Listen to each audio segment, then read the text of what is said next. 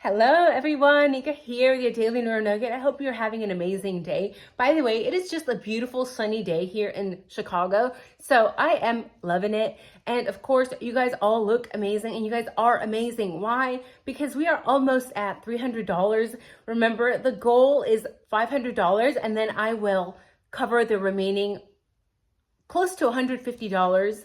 The O2 compressor that we are trying to purchase for our favorite veteran, Craig.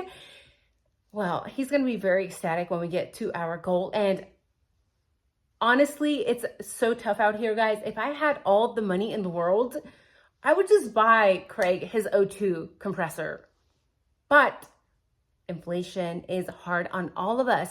That's why some of us are having to work 2 jobs, 2.5 really, right, with YouTube, because it is very time and it's work. It's work. So even if you can donate $1, $2, $3, it means so much. And Craig is definitely going to appreciate it because as a veteran, I'm going to tell you the VA, despite what a lot of civilians are led to believe, the VA doesn't always help as much as they should. So the goal is to get Craig his O2 compressor so that it is portable and that he can breathe because he has cancer. So let's help him out. If you guys are interested in donating, the description of my Cash App is down below. Check that out.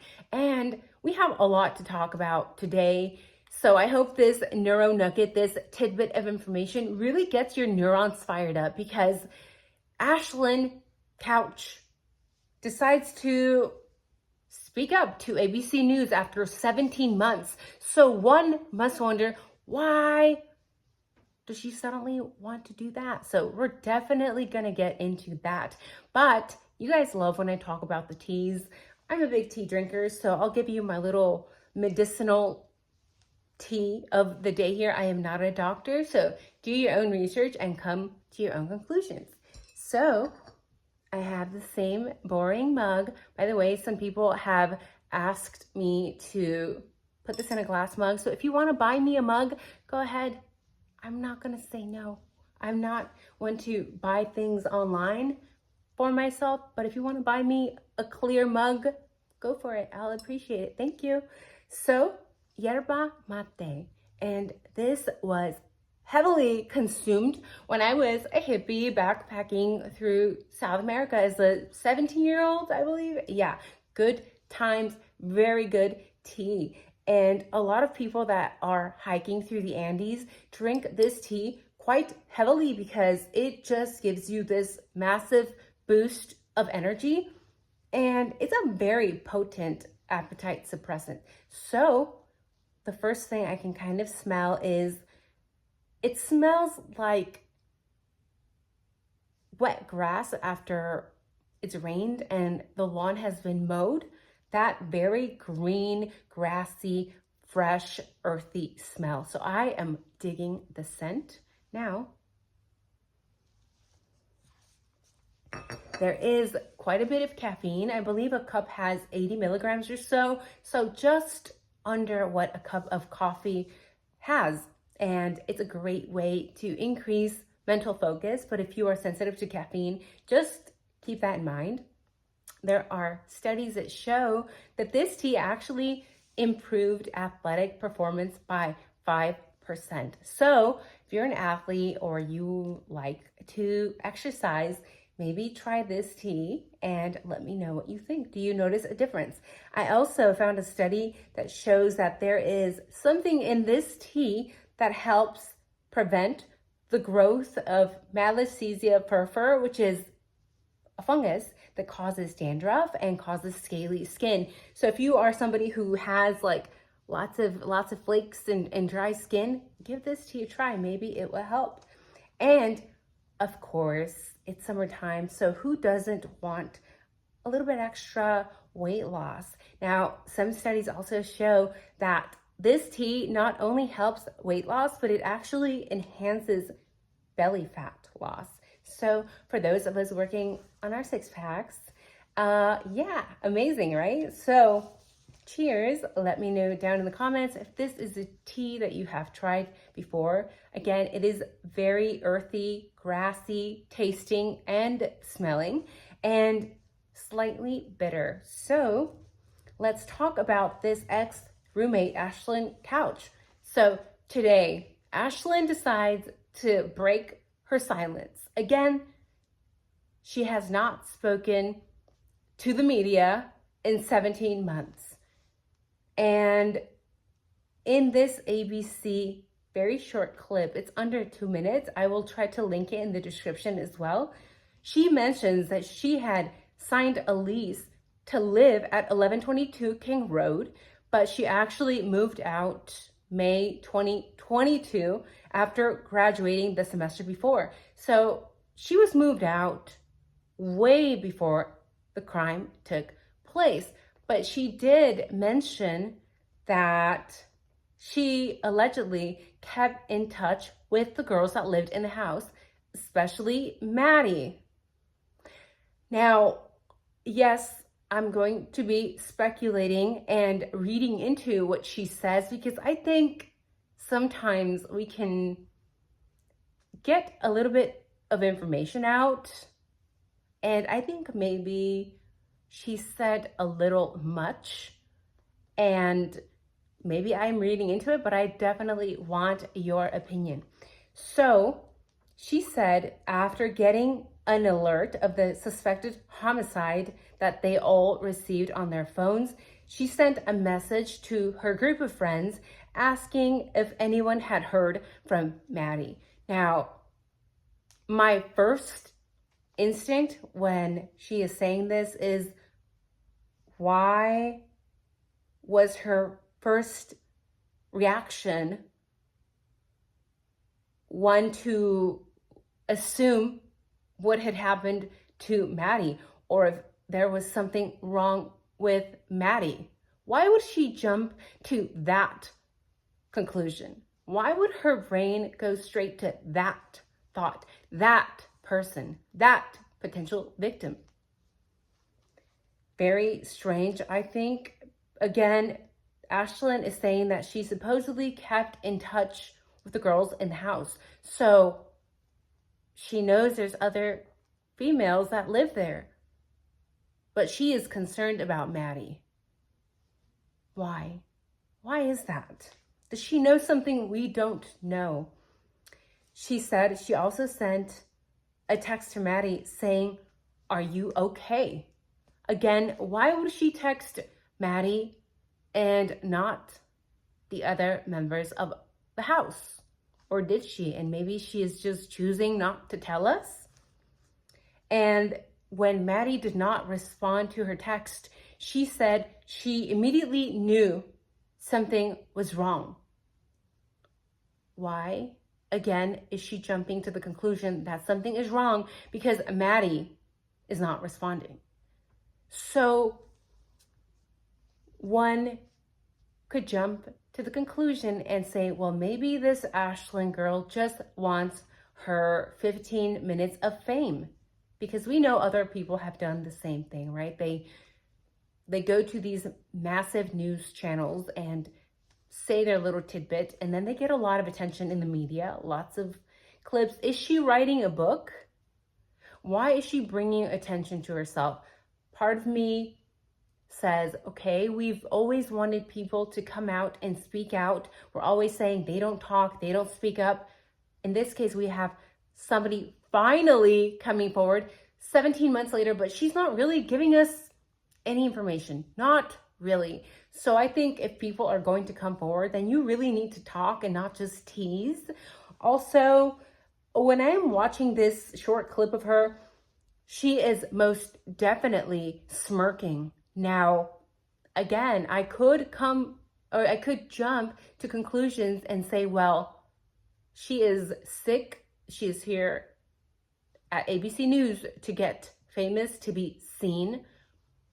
Or maybe, just maybe, she's nervous. Again, reading body language is extremely difficult, even for us with psychology backgrounds, because we all have very different body language. in very different situations. So hard to read, but I definitely do notice the smirk.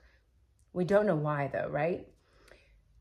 Again, the 17 months later, finally speaking up is kind of odd to me. And it just makes my brain go round and round. I'm trying to remember the older stories, the older theories of Maddie being the target, which is maybe, just maybe, Maddie was the target. Again, Ashlyn immediately is thinking, is Maddie okay? Let me text her. Why Maddie? What was Maddie doing that would make Ashlyn jump to that conclusion? Was she involved in something? Was she the one that was being stalked? What was going on? Why is Ashlyn not telling us anymore? If I could have a one-on-one with Ashlyn, I would definitely ask her, why did you think there was something wrong with Maddie? Please let us know. Now, again, the whole Maddie being the target. Well, we know that anything is possible. Anything is possible, guys. Especially in this case, it's been chaotic. But again, the killer or killers could have easily deduced which one was Maddie's room. Why? We know that she had those cowboy boots by the window, and she had the letter M by the window, meaning that anybody doing any sort of stalking from the outside would very easily know that this was Maddie's room. I mean, she's labeling her room for any outsider to know. So be careful what you put on your windows. I would be extremely cautious. Why? You never know who is watching you. Careful, please. Now, Maddie being the target, a possibility, and we know that when we go back to some of the search warrants, well, it appears that Maddie is kind of singled out in some of these. So we also know that the sheath was found under Maddie. So is that where the killer started? You let me know what you think down in the comments below. And did the coroner also mention that Maddie was the first one to pass away? I believe so. Again, we could conclude that maybe Maddie was the target and the other victims were just collateral damage. But we also don't have enough information at this time to be able to say that. And interesting things, I am going to keep my eye out for this Ashlyn couch because honestly, and I hope I am very wrong.